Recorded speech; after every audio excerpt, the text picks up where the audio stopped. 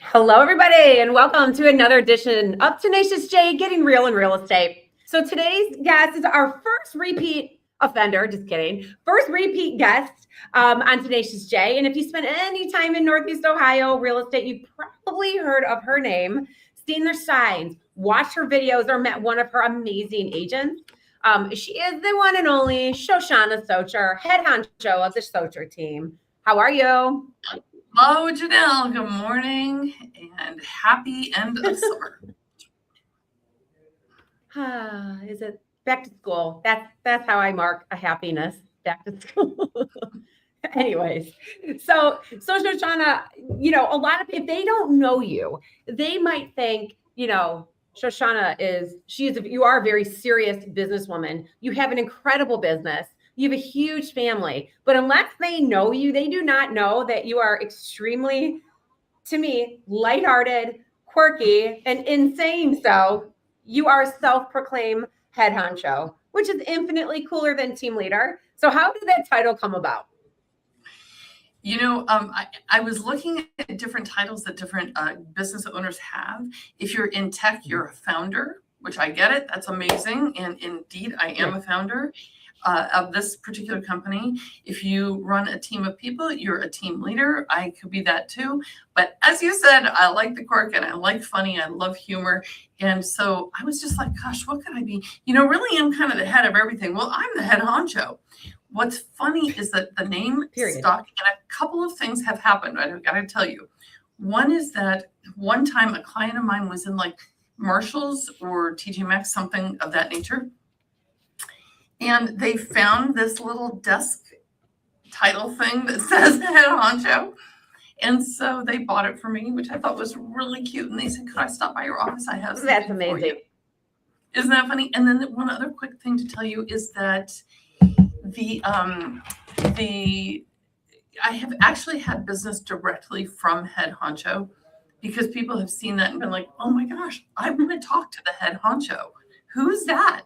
And so sometimes it works in your favor. Right. It does. And it also breeds the type of people that you bring on. So what I love about, and I know it's a title, but a title can set the tone for the whole team and your whole business. So when you're bringing agents on, what are some things that people maybe assume about successful agents that you kind of go against the tradition? And what do you find has been successful in your approach to being a leader? I think everybody believes that agents have a particular personality style. And what we see is that individuals of all types of personality styles can be successful as real estate agents. That's number one. Number two, the person that's going to be successful in this business removed the word flexibility from their language. The number of people who come in and sit down in my office and they're like, I am so excited. I want to make six figures. I want to make $100,000. I'm like, cool. I'm here for it. Then they work like they want to make $14,000 because they said, well, it's flexible. Guess what? If you treat this business like a business and take the word flexible out of your vocabulary, you can be extremely, extremely successful, no matter your personality style. If, on the other hand, you treat it as so flexible, you're flexing yourself right out of doing the activities, there's almost no hope. You're right. And let's take that a step further, Shoshana. So everyone's thinking that nobody wants a 9-to-5, but then they bring the flexibility and they're like, oh, I'll be doing whatever when, I'll be doing it at my own whim. So maybe the flexibility has to be the flexibility around your client. So if, a lot of people come in there because they think that they could, forecast their own business day, but that's not the case. So what are some of the things that you tell your agents that to keep a structured day with flexibility for your clients, then how the heck do you build in any time for yourself and your family and non-business oriented things? Okay, that's a great question. What we find in baking in time for family and your own personal things is just treating your calendar like it actually matters. Today, I have a little bit of an end of a challenging week. Those that know me know I have a child with special needs that also comes with a lot of medical appointments. So tomorrow afternoon, we have long medical appointments tomorrow afternoon. that precludes what I would usually do on a Friday afternoon. So I thought to myself, how can I pull this off? Okay, well, I can bake it in Thursday evening from 5 to 7:30 instead. So I put that on my calendar. All my personal time's in purple, and I like purple. No, not that I love purple. It's just a color. So is mine, by the way, Shoshana. Oh, is it really? Oh, that's so funny. Shocking. I put that personal time block on my calendar. I am not available for anything else between 5 and 7:30 other than what I was going to do on Friday afternoon. So, and just so the audience know, I mean, Shoshana, you have what, seven kids?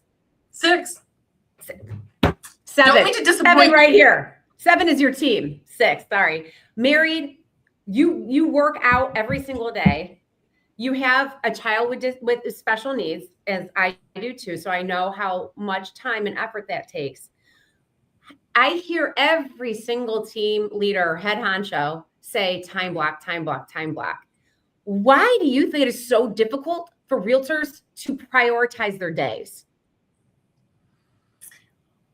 I almost think we just don't honor what we said we set out to do.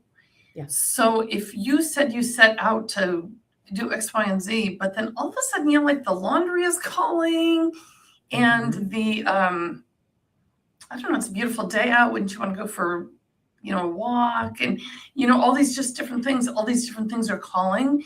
It's really, really, really easy, unfortunately, to procrastinate. I was speaking to somebody else about this just yesterday.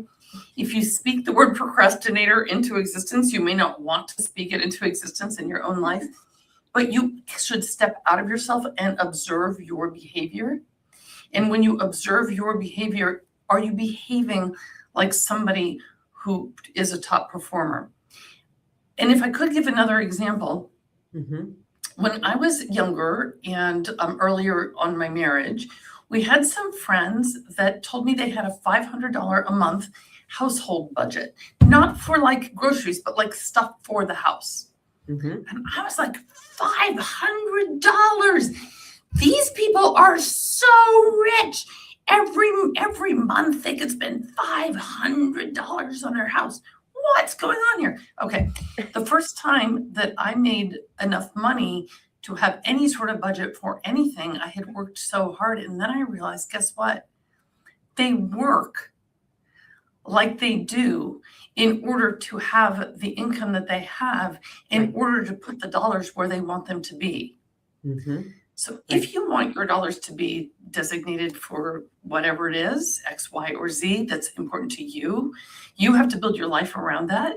And if you're willing to let that go, then ultimately that's on you. And you can just not honor your time blocks and not build the business.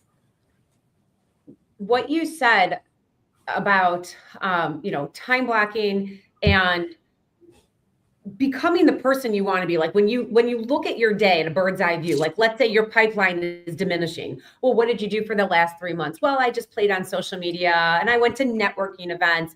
So in your business, you can look at, okay, yeah, I was not acting like a top producer, which also, it reminds me of like Atomic Habits. Like think about the person that you want to become. And if you think about that person on the daily basis, you're going to become that. And like you said, procrastinator, same thing. You think about procrastinating, it's going to be that way. But a lot of agents, especially new agents coming in, they think the word sales is like a dirty word, okay? Because they think you're a sales car, a used car salesman, whatever, or selling snake oil. But in order to be successful in this business, you need to prospect, you need to script practice, you need to learn how to negotiate and close. So your team is very good at all those things. And I know right before we jumped on this call, you were coaching or practicing with a new agent. What does that look like for your team members? What that looks like is a once a week team meeting that has a training. We meet on Monday mornings to get the week launched. That means a twice a week, 8:30 a.m., no cameras. Don't worry, you don't have to be all prettied up. 8:30 a.m., 10-minute call led by me, we call it our winner's circle. And that means a once a week one-on-one with me. So I'm pretty on top of people. I'm pretty involved in the team. Not pretty, I am involved with the team. Yeah, you are. And I also think it's really important to tell it like it is.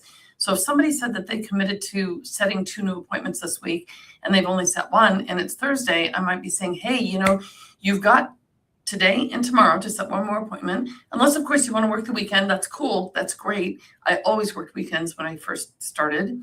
That might give you 4 days to set 1 more appointment. Are you in for it? Because don't commit to something on Monday that by Thursday you've forgotten about.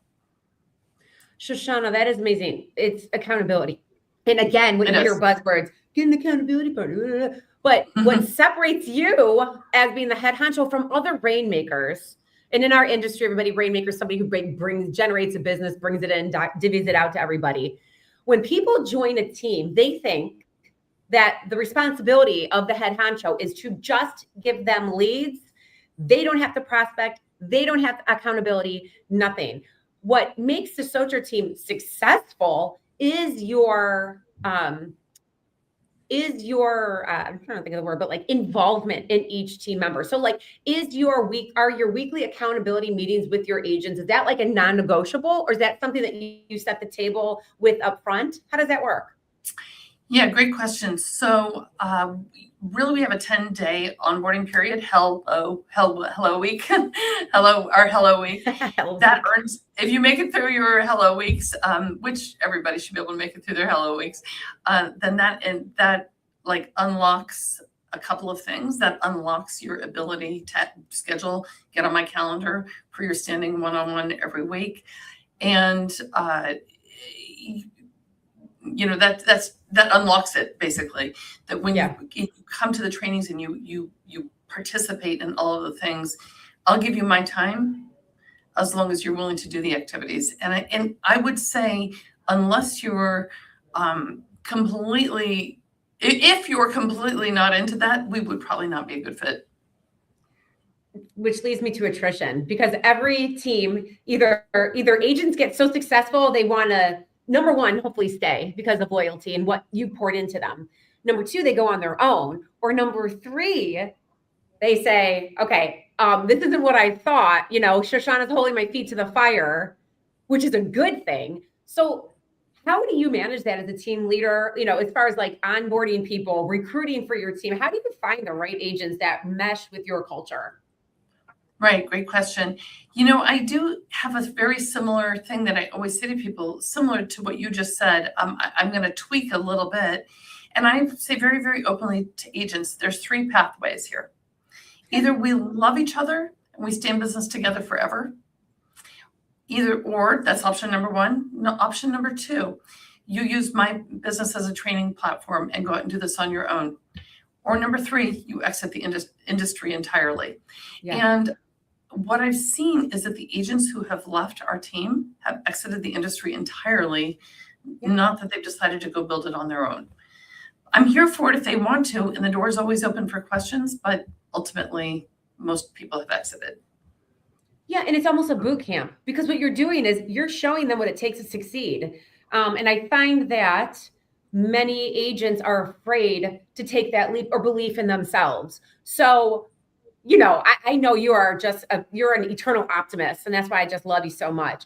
How do you coach that mindset to your agents to say, hey, this is hard. This is not easy, but ... If you do this, then you will be successful. How do you coach them? I have in our initial meeting, I actually have a graphic, which I'd be happy to share.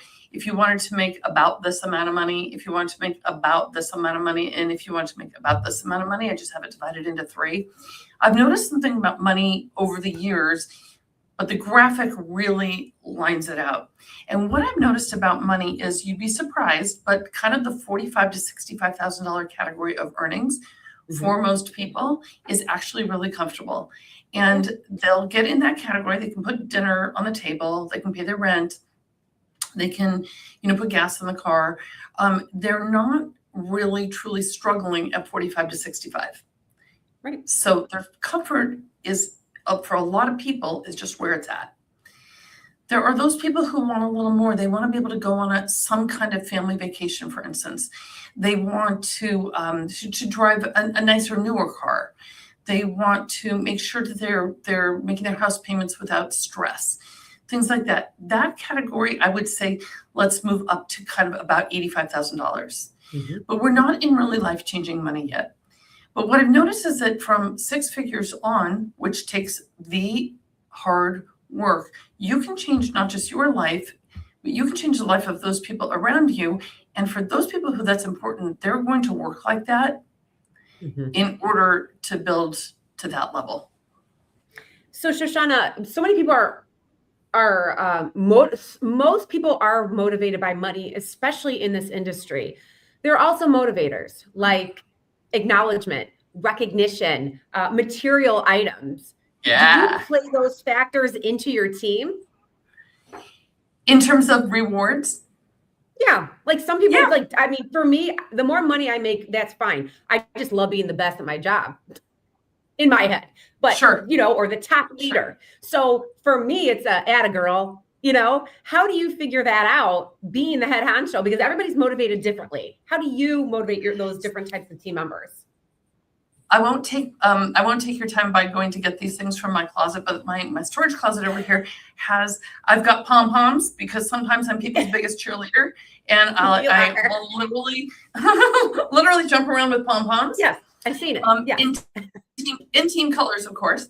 And then I have, remember from The Price is Right, the big check?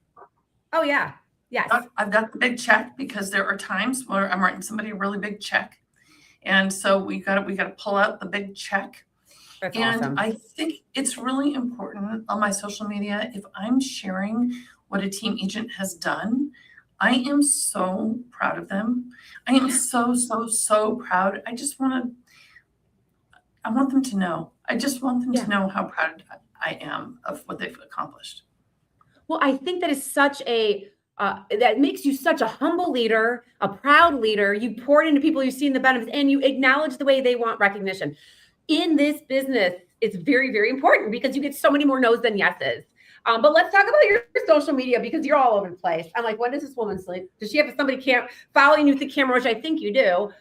When did you dive headfirst? Because boy, oh boy, you have in social media. It's funny with the socials.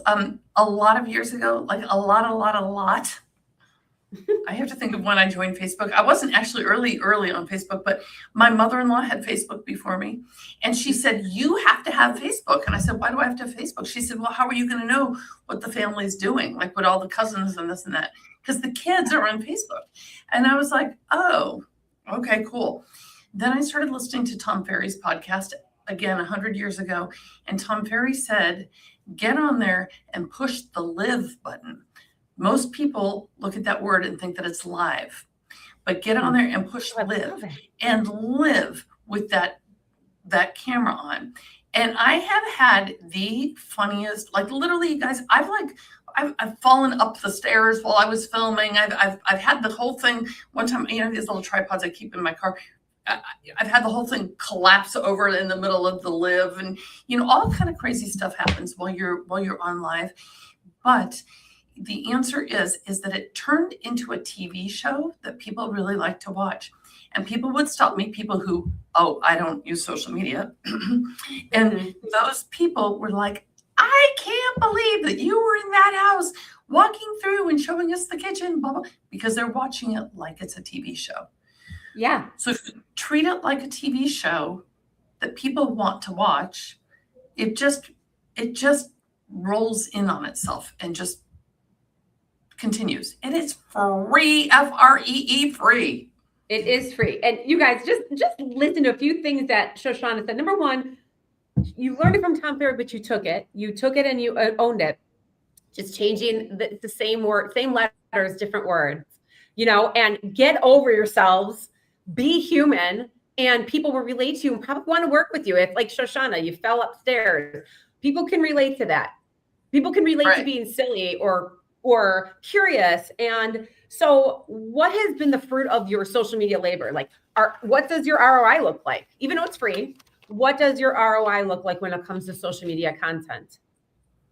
Well, it's a really good question. Today, I would say that I'm going to back up one thing about social media before we get to ROI. I believe it's very important for realtors to be in groups that are not realtor-based groups and to provide tremendous information. For instance, I lived in University Heights for years. I'm in the University Heights group. I now live in Beechwood. I tried to start a Beechwood group. It was a disaster because people got crazily political and I just canceled the whole thing. Yeah. But if somebody needs a plumber, a roofer, a mason, whatever you need, a handyman, I am the person to put the name on there. If I see that another realtor has commented in that thread first, I don't bother. Sometimes I'll message the person directly and say, hey, if you need any other referrals, be sure to let me know. Just providing value has brought people into my world in such a dramatic way. Yeah. Because Whitby, what's in it for me? And you're doing it. You're doing that. Right. So you like so community groups. What other types of suggestions would you think, for social media groups? Because again, it's free. Let me say, if you want to know what else to do, do not forget Facebook. Don't look at me and go, oh, Facebook's for old people. That is not true. That is not true. Who do you think buys homes, guys? And Facebook is very important and very, very powerful for your business. I post every single day on Facebook. Well, I don't post on Saturdays. I don't work on Saturdays, but I post every single day. And I'm literally digging through my camera roll sometimes. And it might be my garden. It might be my kids. It might be a house that I have. It might be that I'm hiring agents because I'm always recruiting agents. And it might be, as you see this logo behind us, it might be for our sister company, Speedy Offers. We're always looking to purchase homes in cash. So it might be that, a call, hey, you want to sell your house today?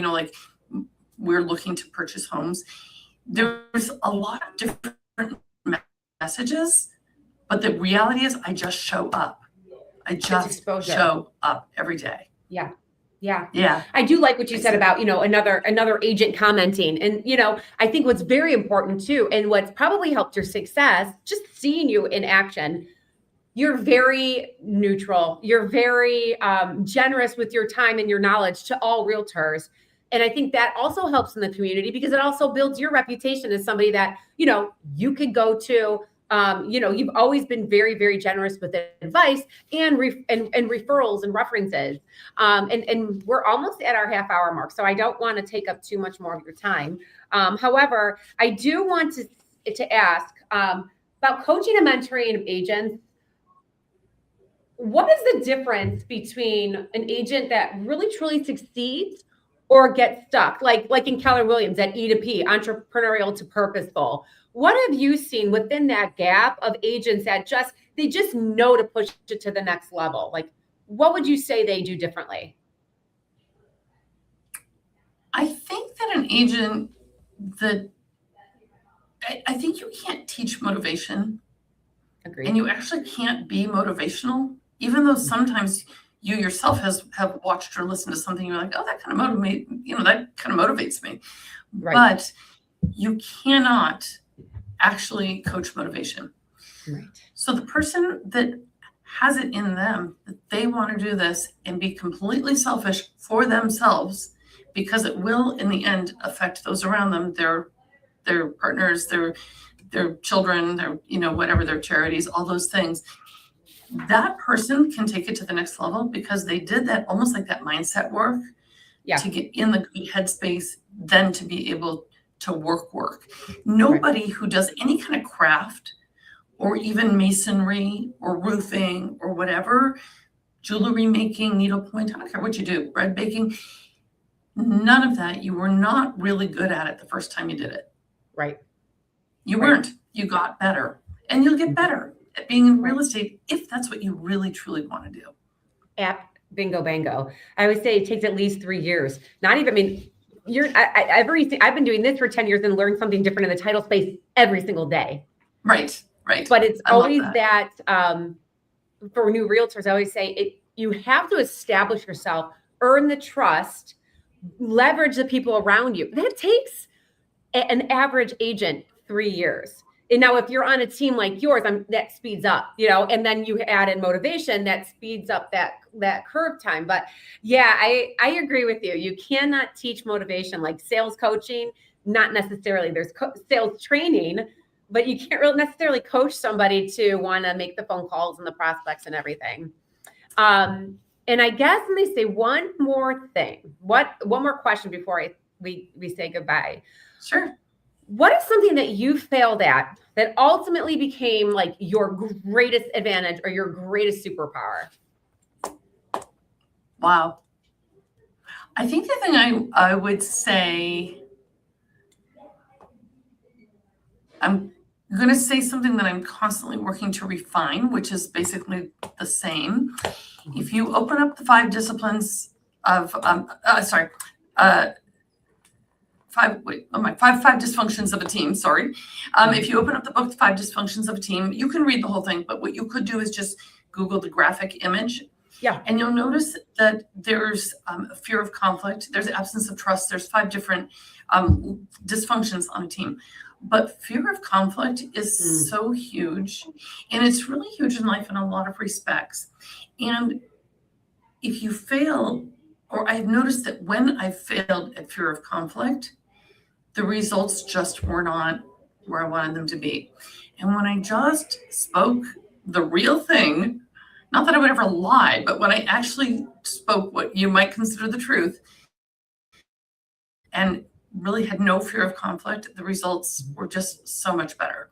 So anybody noticing a fear of conflict in any respect could get over the conflict, have the hard conversation, and the results will follow. Shoshana, let me ask one thing though. When you say conflict, do you think it's just an unfavorable? Are you more concerned about how the other person's going to perceive? Or are you truly like, I don't want to deliver this type of news?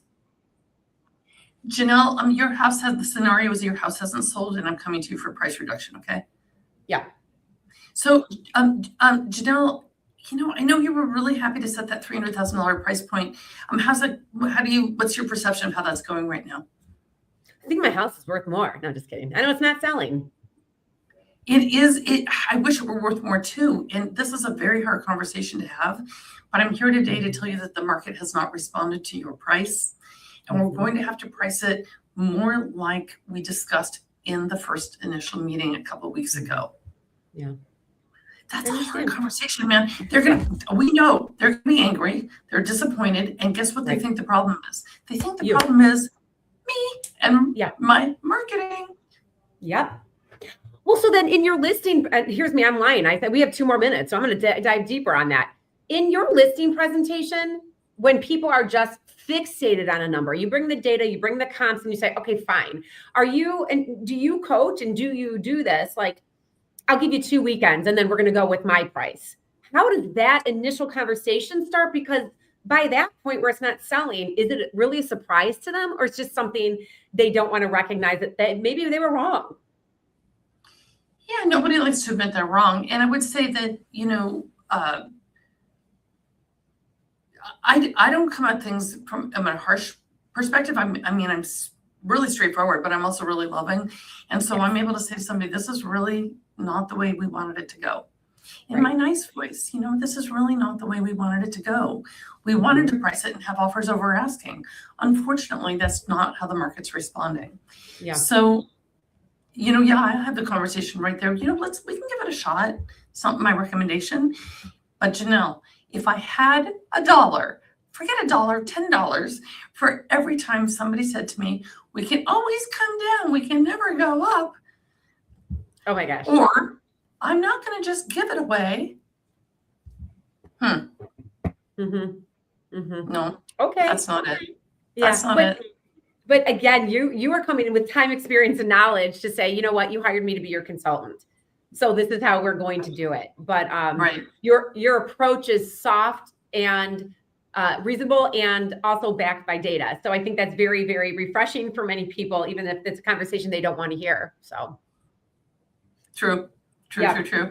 Well, I'm telling you, this has been a half-hour jam-packed of knowledge, of insights, and I couldn't thank you more, Shoshana, for being a guest. It's always fun to hang out with you, Janelle. Yeah. Always. All right, everybody. Thanks again, Shoshana. This has been another episode of Tenacious J. Let's sell a home together. Have a great day. You too.